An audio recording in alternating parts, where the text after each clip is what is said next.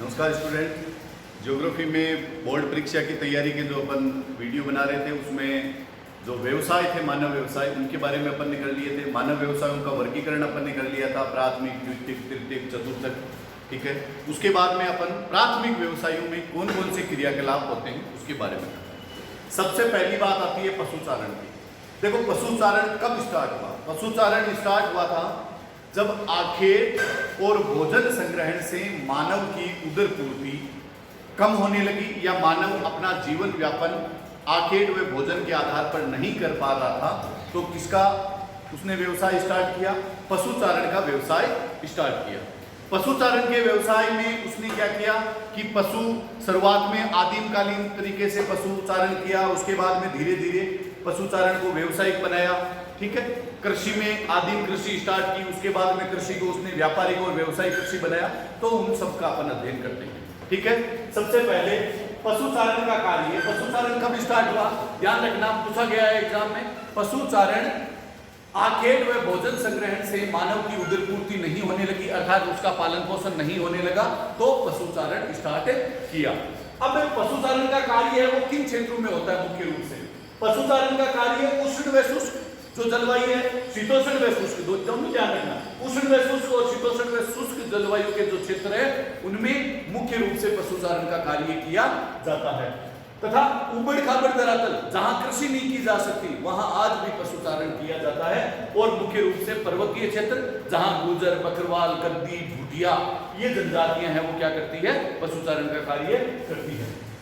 अब पशुचारण के प्रमुख क्षेत्र कौन कौन से हैं? पशुचारण के प्रमुख क्षेत्र है 5 डिग्री से 30 डिग्री जो अक्षांश है उनके मध्य, दोनों अक्षांश उत्तरी व दक्षिणी अक्षांश है उनके मध्य 5 डिग्री से 30 डिग्री अक्षांश के मध्य पशुचारण का कार्य किया जाता है।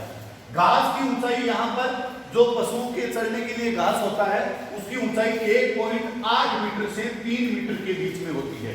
ठीक है, इन घास के मैदानों को किन क्षेत्रों में क्या क्या कहा जाता है? इंपॉर्टेंट है, पिछली बार पूछा गया था। ब्राजील के घास के मैदानों को क्या कहा जाता है? पोर्कलैंड कहा जाता है। तो इस तरीके से अलग पूछ सकता है या बड़े प्रश्न में चारों घास के मैदानों का मिलान को पूछ सकता है। ठीक है, तो इन घास के मैदानों को सूडान में, सबसे पहले इन घास के मैदानों को सूडान में क्या कहा जाता है? सवाना कहा जाता है। सूडान में क्या कहा जाता है? सवाना। अर्थात जो ये घास के मैदान है 5 डिग्री से 30 डिग्री, वो सूडान में उनको क्या कहा जाता है? सवाना कहा जाता है। वेनेजुएला, वेनेजुएला, वेनेजुएला में नालोस, लानोस कहा जाता है। ब्राजील में कंपाज, ब्राजील में कंपाज कहा जाता है। और दक्षिणी अफ्रीका,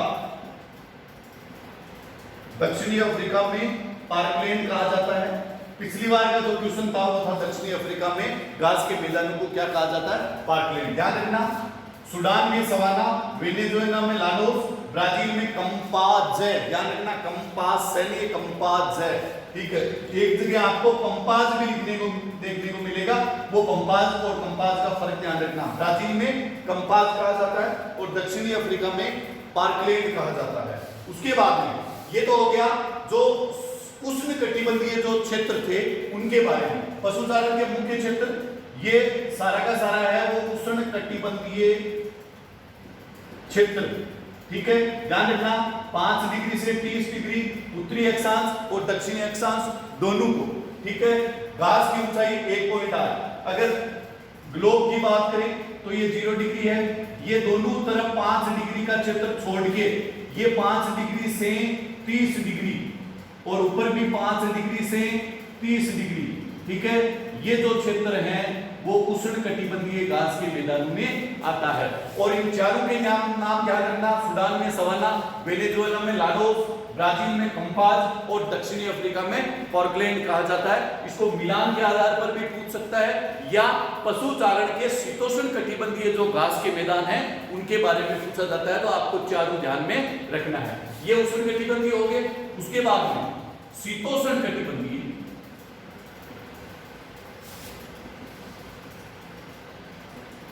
घास की मैदान। ध्यान रखना, शीतोष्ण कटिबंधीय घास के मैदान 30 डिग्री से 45 डिग्री दोनों अक्षांश उत्तरी व दक्षिणी, ध्यान रखना। अब 30 डिग्री होगा, ये 45 डिग्री मान लो, ये 30 डिग्री से 45 डिग्री, ये है शीतोष्ण कटिबंधीय घास के मैदान। इधर भी 30 डिग्री से 45 डिग्री, ये दोनों जो क्षेत्र हैं वो शीतोष्ण कटिबंधीय घास के मैदानों के अंतर्गत आते हैं। ठीक है, उसके बाद में देखो इन घास के मैदानों में औसत वर्षा, इन घास के मैदानों में औसत वर्षा है वो कितनी होती है? 50 सेंटीमीटर। मुख्य विशेषता है शीतोष्ण कटिबंधीय घास के मैदानों की औसत वर्षा 50 सेंटीमीटर। अब इन घास के मैदानों को कहां क्या कहा जाता है उसके बारे में देख लो। सबसे पहले रूस में इन घास के मैदानों को स्टेपीज कहा जाता है। रूस के बाद में यूएसए में पंपाज कहा जाता है। ठीक है, उसके बाद में ऑस्ट्रेलिया में डाउन्स। ठीक है, ध्यान रखना ये शीतोष्ण कटिबंधीय घास के मैदानों के अलग अलग देश में अलग अलग नाम है। रूस में स्टेपीज, यूएसए में पंपाज। अब ध्यान रखना ब्राजील में पंपाज है और पंपाज कहां पर है? यूनाइटेड स्टेट ऑफ अमेरिका में है। ऑस्ट्रेलिया में जो शीतोष्ण कटिबंधीय घास के मैदान है उनको डाउन्स कहा जाता है। तो घास के मैदानों के अलग अलग देशों में अलग अलग नाम। शीतोष्ण कटिबंधीय में कितने नाम? 3 नाम, और उष्ण कटिबंधीय में कितने नाम? 7 नाम। तो 7 जगह घास के मैदानों के जो अलग अलग स्थानीय नाम है उनको आपको ध्यान रखना, मस्त इंपॉर्टेंट ये सवाल है। 4 तो उष्ण कटिबंधीय हो गया और 3 हो गया शीतोष्ण कटिबंधीय घास के मैदानों के नाम। ठीक है, एक बार सूडान सवाना, वेनेजुएला में लानोस, ब्राजील में कंपास, दक्षिणी अफ्रीका में पोर्टलैंड, रूस में स्टेपीज, यूनाइटेड स्टेट में पंपाज और ऑस्ट्रेलिया में इसको क्या कहा जाता है? डाउन्स कहा जाता है।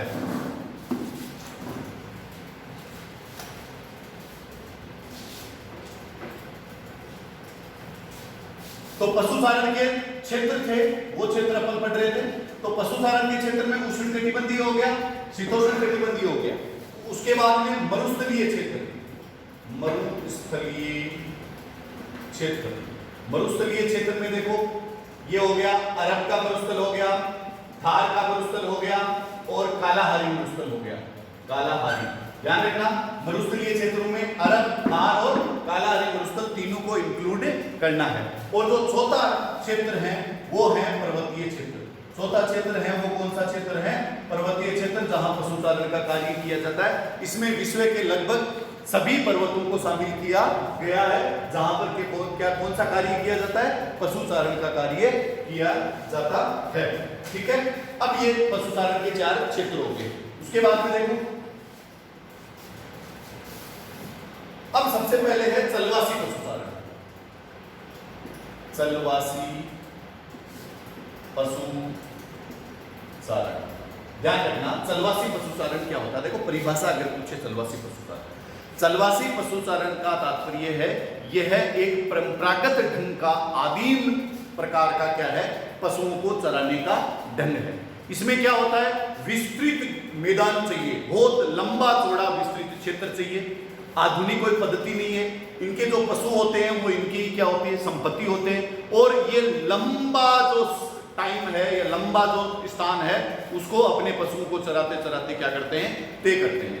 और जो चलवासी पशुचारण में ज्यादातर ऋतु प्रवास के अनुसार भी, अर्थात शीतकालीन क्षेत्र में मैदानी भागों में आ जाते हैं, और जो ग्रीष्म काल होता है उसमें क्या करते हैं? पर्वत के ऊपरी क्षेत्रों में ये लोग चले जाते हैं ताकि मौसम की अनुकूलता पशु और इन चारावाहों की बनी रहे। तो सबसे पहले चलवासी पशुचारण, चलवासी पशुचारण का सबसे पहले उद्देश्य क्या होता है? चलवासी पशुचारण का उद्देश्य होता है वो केवल जीवन निर्वाह होता है। चलवासी पशुचारण में ज्यादा इनकम नहीं होती।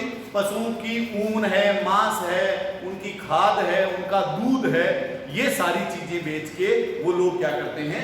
केवल अपना जीवन निर्वाह के उद्देश्य से वो अपना क्रियाकलाप करते हैं। ध्यान रखना 4 जातियां हैं भारत की, गुर्जर, बकरवाल, गद्दी और भूटिया। ये चारों जनजातियां क्या करती है? पर्वतीय क्षेत्रों में चलवासी पशुचारण का कार्य करती है। और इनका उद्देश्य क्या होता है? केवल जीवन निर्वाह है। वाणिज्यिक पशुचारण में उद्देश्य, अब ध्यान रखना साथ साथ अपन वाणिज्यिक पशुचारण भी इसमें देख लेंगे। उनका उद्देश्य क्या होता है? व्यापारिक रूप से धन कमाना, अर्थात व्यापारिक रूप से इन पशुओं की क्या करना? देखभाल करना। उसके बाद में दूसरा है वो है पशु मुख्यतः प्राकृतिक घास या प्राकृतिक जो वनस्पति है उस पर निर्भर रहता है।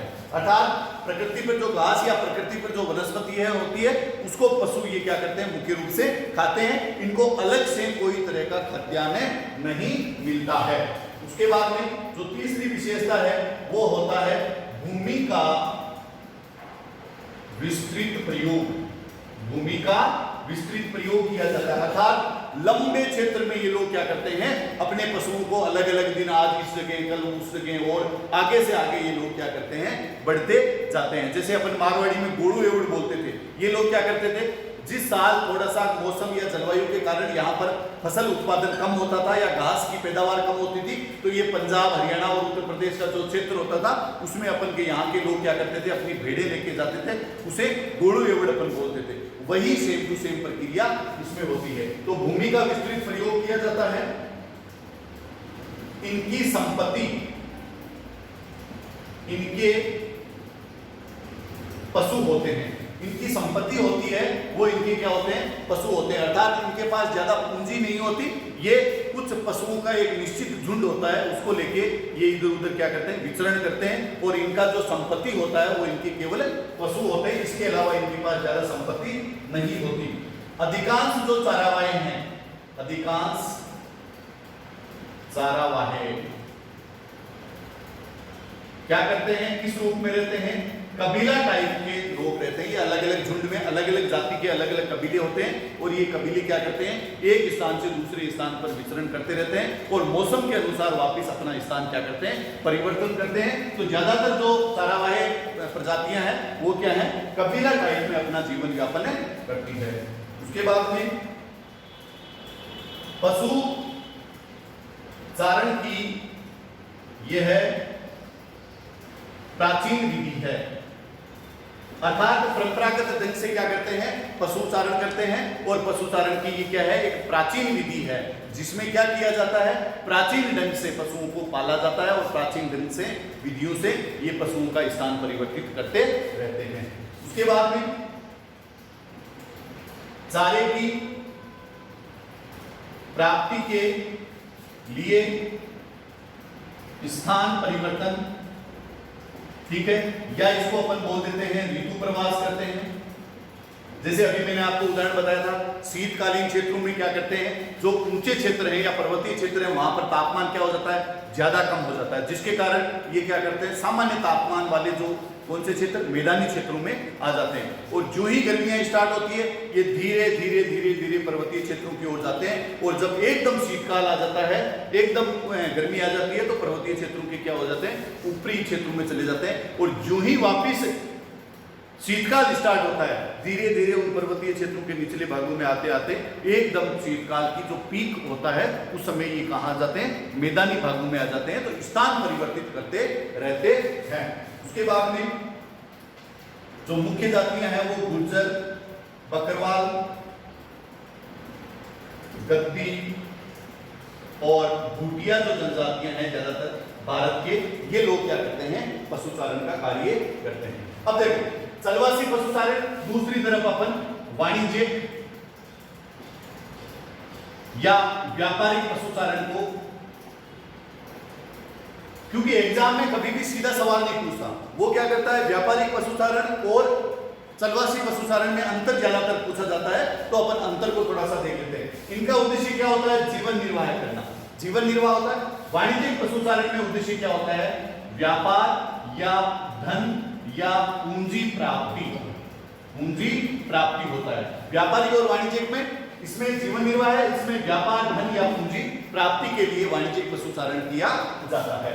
पशु प्राकृतिक घास और वनस्पति किसमें, चलवासी पशुचारण में। जबकि ये लोग क्या करते हैं, इनके लिए जैसे मक्का है या अन्य पौष्टिक खाद्यान्न का उत्पादन करते हैं। मतलब वैज्ञानिक विधि से जो ज्यादा फैट देने वाले, ज्यादा मांस देने वाले या ज्यादा दूध देने वाले जो प्रोडक्ट होते हैं उनका क्या करते हैं, उत्पादन करते हैं, और वो इन पशुओं को खिलाते हैं। ये व्यापारिक पशुचारण की दूसरी विशेषता। जबकि इसकी विशेषता क्या है, केवल प्राकृतिक घास और जो वनस्पति है उसका सेवन करवाते हैं पशुओं को। भूमि का विस्तृत प्रयोग, अब देखो इनमें कोई बाड़ाबंदी नहीं होती, कोई लिमिट नहीं होती, लंबे क्षेत्रों में जाते, जबकि यहां पर क्या होता है, बाड़े में पशुओं को वैज्ञानिक ढंग से, बाड़े में पशुओं को वैज्ञानिक ढंग से रखा जाता है और ये भूमि का विस्तृत प्रयोग करते हैं। ये एक निश्चित क्षेत्र में बाड़ाबंदी करते हैं और उसमें क्या करते हैं, पशुओं को वही घास, चारा, पौष्टिक, मांस ज्यादा बढ़ाने वाले प्रोडक्ट, दूध ज्यादा देने वाले प्रोडक्ट, इनका ये क्या करते हैं, वैज्ञानिक ढंग से उनको, इनकी संपत्ति इनके पशु होते हैं, जबकि ये अधिक पूंजी वाले लोग होते हैं। अधिक पूंजी वाले लोग अर्थात वैज्ञानिक ढंग से जो बाड़ा होता है या जो क्षेत्र होता है उसके स्वामी कौन होते हैं, जो व्यापारिक पशुचारण करने वाले लोग होते हैं। जबकि ये लोग क्या करते हैं, ये उस भूमि के स्वामी नहीं होते, ये भूमि क्या होती है, या तो सार्वजनिक क्षेत्र की भूमि होती है या परत भूमि जो छोड़ी हुई है उसमें ज्यादातर पशुपालन का कार्य करते हैं। जबकि ये लोग हैं वाणिज्यिक पशुचारण वाले, ये लोग क्या करते हैं, अधिक पूंजीपति होते हैं। इनके पास वो जो भूमि होती है बाड़ाबंदी वाली, वो भूमि इनकी स्वयं की होती है, वैज्ञानिक ढंग से जो प्रयोग करते हैं वो प्रोडक्ट इनके खुद के होते हैं। उसके अलावा यहाँ पर नौकर चाकर या जो इनकी रख रखाव करने वाले लोग हैं उनको रखा जाता है और उनको क्या किया जाता है, वेतन दिया जाता है, अर्थात अधिक पूंजी वाले लोग होते हैं। ये अधिकांश क्या होते हैं, कबीला टाइप के लोग होते हैं। जबकि ये लोग होते हैं, ये लोग क्या होते हैं, पशुओं के व्यापारी लोग होते हैं। पशुओं के व्यापारी लोग होते हैं जो क्या होते हैं, इन पशुओं को व्यापारिक ढंग से पाल के अधिक पूंजी या अधिक व्यापार प्राप्त करना चाहते हैं। उसके अलावा पशुचारण की ये प्राचीन विधि है, जबकि पशुचारण की ये आधुनिक या व्यापारिक विधि है। पशुचारण की आधुनिक विधि चलवासी, पशुचारण की आधुनिक प्राचीन विधि, आधुनिक और व्यापारिक विधि कौन सी है, वाणिज्यिक पशुचारण है। चारे की प्राप्ति के लिए स्थान परिवर्तन, जबकि ये क्या करते हैं, एक ही स्थान पर चारे की प्राप्ति, एक ही स्थान पर चारे की प्राप्ति की जाती है। जबकि इन स्थानों पर क्या होता है, चलवासी पशुचारण में ऋतु प्रवासी या स्थान बदला जाता है, जबकि व्यापारिक जो पशुचारण है वहां पर चारे की उसी बाड़े के अंदर पूर्ति करते हैं और वहीं इन चारे की पैदावार की जाती है। गुर्जर, बकरवाल, गद्दी, भूटिया। जबकि व्यापारिक पशुचारण में देखो ऑस्ट्रेलिया, न्यूजीलैंड, डेनमार्क, ठीक है, United state of America, Mexico, कई ऐसे देश हैं जहां पर व्यापारिक पशुचारण मुख्य रूप से किया जाता है। तो दोनों का अंतर है वो इनको एग्जाम के लिए बहुत ज्यादा महत्वपूर्ण है, ध्यान रखना। अलग से अगर पूछे तो कोई दिक्कत नहीं है, और अगर दोनों का अंतर पूछे तो आपको कम से कम 6 अंतर आपको याद रखने, क्योंकि 1.5 नंबर के प्रश्न में क्या होता है, एग्जाम में 1/4 एक बिंदु का 1/4 माना जाता है भूगोल में, इसलिए आपको 6 का ध्यान रखना है ताकि प्रश्न को पूरा अंक प्राप्त किया जा सके।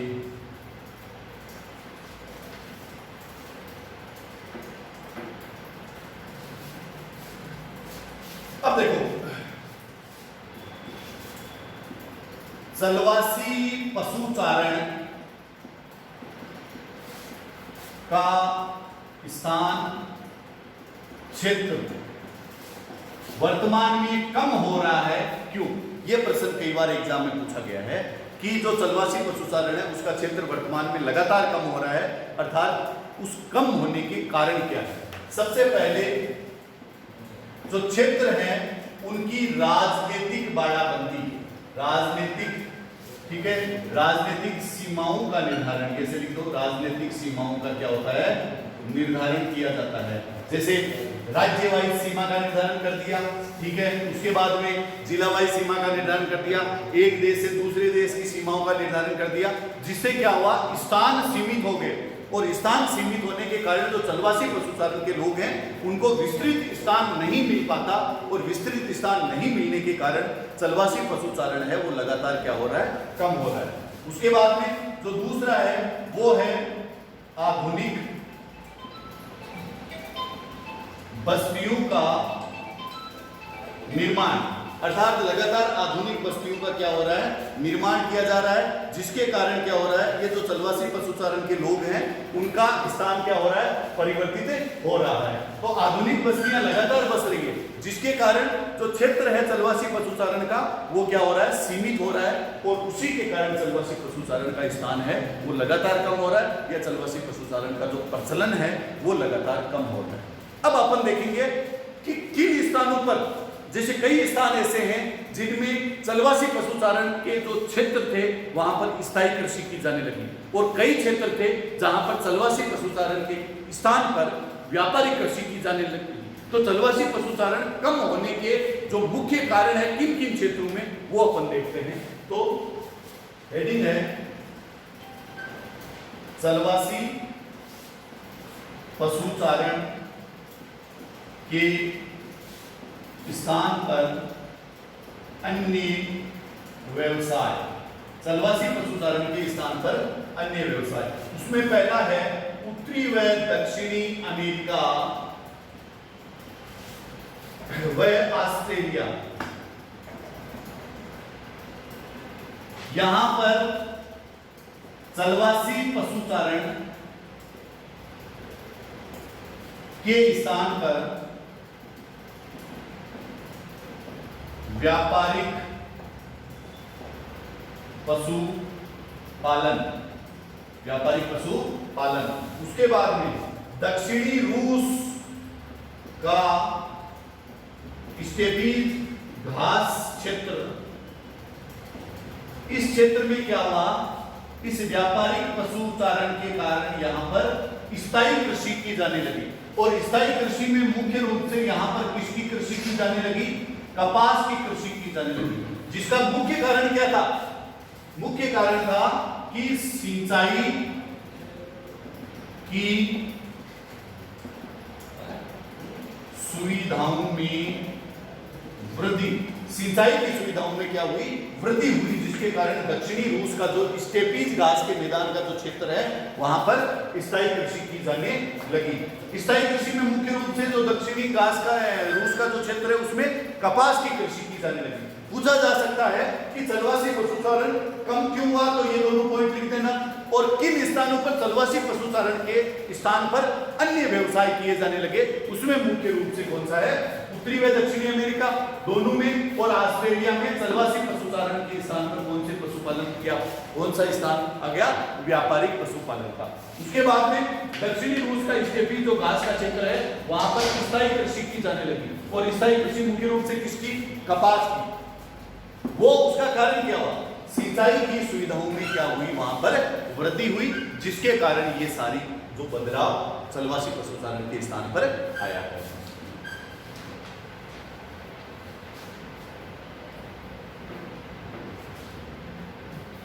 अब है व्यापारिक पशुचारण।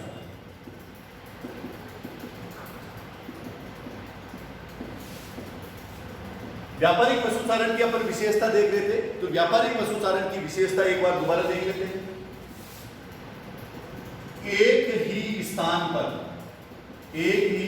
पर पशुओं का रख रखाव, एक ही स्थान पर एक निश्चित जो बड़ा भूखंड होता है, जैसे 100 एकड़ के लगभग का भूखंड होता है, उसमें क्या किया जाता है, पशुओं को रहने का स्थान अलग होता है, पशुओं के लिए जो खाद्य पदार्थ है उनका उत्पादन अलग किया जाता है, और पशुओं के लिए हरे चारे की और की अलग अलग क्षेत्र में विशेषता की जाती है। दूसरा, पशुपालन की यह आधुनिक विधि है। पशुपालन की कौन सी विधि है, आधुनिक विधि है। इसमें वैज्ञानिक ढंग से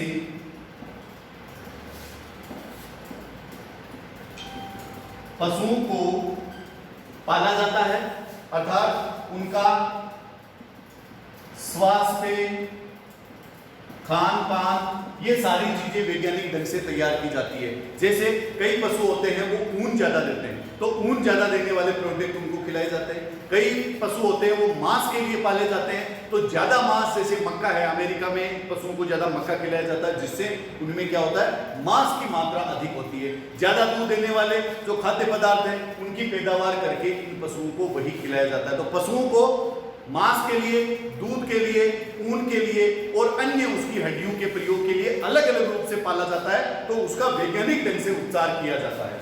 दूसरी बात, इनका स्वास्थ्य देखभाल है, वो इनकी जो चिकित्सा सुविधा है वो क्या करती है, इसमें डॉक्टर और रखे जाते हैं, जबकि चलवासी पशुचारण में ऐसा नहीं होता, वो चारावाहे उनका छोटा मोटा ट्रीटमेंट करते हैं, जबकि व्यापारिक पशुचारण में चिकित्सक होते हैं इन बाड़ों में, जो इन पशुओं की वैज्ञानिक रूप से देखभाल।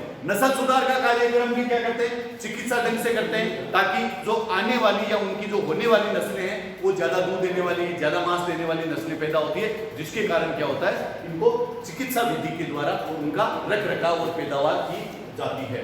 उसके बाद में अधिक पूंजी का निवेश होता है, इसमें अधिक पूंजी का निवेश होता है, मशीनरी, ठीक है। उसके बाद में मशीनों के द्वारा इनका दूध निकालना, ठीक है, मशीनों के द्वारा चारे की कटाई करना, मशीनों के द्वारा चारे की पैदावार करना, ठीक है, और जो सारी प्रक्रिया है मांस की और की, अब यही ये क्या करते हैं, व्यापार के रूप में दूध